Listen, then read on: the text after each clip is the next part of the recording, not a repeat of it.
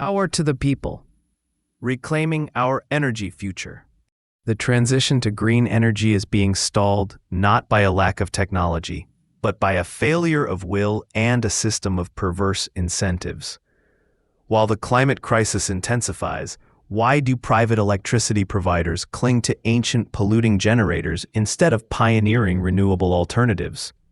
The answer lies not merely in corporate inertia, but in a government policy framework that actively prioritizes fossil fuels.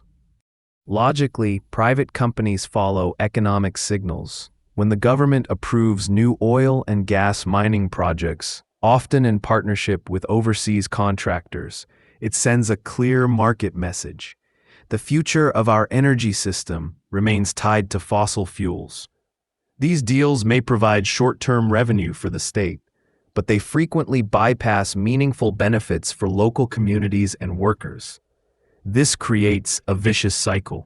Private energy owners have no financial incentive to invest in the costly transition to renewables when the government is doubling down on the old system.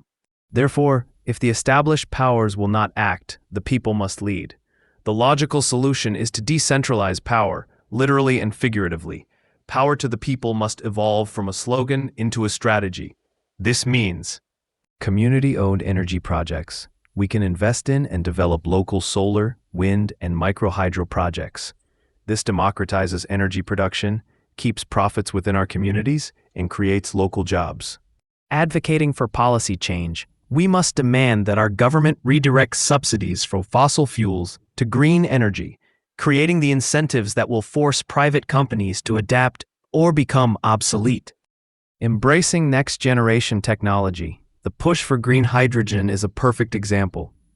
Unlike sporadic solar or wind, hydrogen can store energy for long periods.